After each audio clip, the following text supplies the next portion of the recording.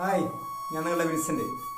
നമുക്ക് വട്ടയപ്പം എളുപ്പത്തിൽ എങ്ങനെ ഉണ്ടാക്കാം എന്നുള്ളതാണ് നമ്മൾ ഈ വീഡിയോ കൊണ്ട് കാണിക്കുന്നത്. വട്ടയപ്പം ഇഷ്ടമില്ലാത്തവർ വളരെ കുറവായിരിക്കും.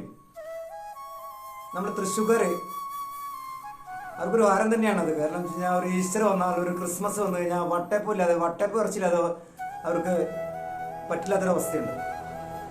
അപ്പോൾ അത് നമ്മൾ ആദ്യകാലത്തൊക്കെ ചെയ്തു വന്നതെന്ന് വെച്ച് കഴിഞ്ഞാൽ അരി കുതിർക്കുന്നു. അത് കുതിർത്തതിന് ശേഷം അതിൽ തേങ്ങ ചുരണ്ടി ഇടുന്നു, പഞ്ചസാര ചേർക്കുന്നു, അതുപോലെ കപ്പി കുറുക്കി ഒഴിക്കുന്നു. അങ്ങനെയൊക്കെ നമുക്ക് അരി വെള്ളത്തിലിട്ട് കുതിർന്ന് കിട്ടുന്ന ആ സമയം വരയ്ക്കും നമ്മുടെ 4 മണിക്കൂർ വേസ്റ്റാണ്. അപ്പോൾ നമ്മളിവിടെ ചെയ്യാൻ പോകുന്നത് വെച്ചാൽ നമ്മൾ അപ്പം ഇടിയപ്പ പൊടിയൊക്കെ ഉണ്ടല്ലോ, നൈസ്, ആ പൊടിയാണ് നമ്മൾ എടുക്കുന്നത്. ഈ പൊടി കൊണ്ട് നമുക്ക് അത്രയും സമയം എടുക്കുന്നില്ല. 4 മണിക്കൂർ കൊണ്ട് തന്നെ നമുക്ക് അപ്പത്തിന് വട്ടയപ്പത്തിന് പൊരി ഒഴിക്കാനായിട്ട് പറ്റും. അതിൽ നമുക്ക് ആദ്യമായിട്ട് വെച്ചാൽ കുറച്ചെടുത്തിട്ട് നമ്മൾ ചെറു ചൂടിൽ നമ്മൾ കുറുക്കി കുറച്ച് കപ്പി മാറ്റി വയ്ക്കുകയാണ് വേണ്ടത്.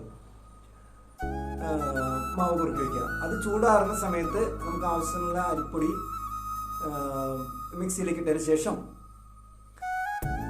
ഈ കുറുക്കിയ മാവും പിന്നെ തേങ്ങ ചുരണ്ടിയതും ആവശ്യത്തിന് പഞ്ചസാര അധികം ഒരു ഇതാകുമ്പോൾ ഒരു ചെറുനുള്ള ഉപ്പിടുന്നത് നല്ലതായിരിക്കും.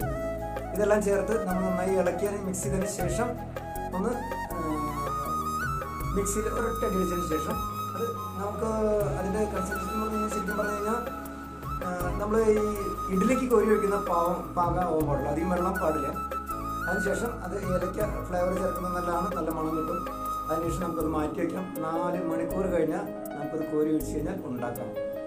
പിന്നെ അതിന് മുകളിൽ നമുക്ക് അണ്ടിപ്പരിപ്പോ മുന്തിരിയോ എന്തെങ്കിലുമൊക്കെ വെച്ച് നമുക്ക് അലങ്കരിക്കണമെങ്കിൽ അത് നമുക്ക് അങ്ങനെ ചെയ്യാം. വളരെ ടേസ്റ്റാണ്.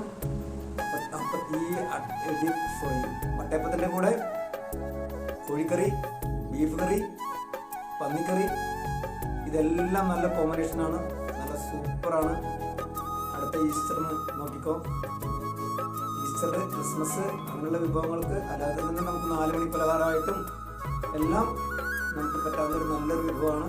നിങ്ങളെല്ലാവരും തയ്യാറാക്കിയതിനു ശേഷം നോക്കിയതിനു ശേഷം നമുക്ക് ഫീഡ്ബാക്ക് അറിയിക്കണം.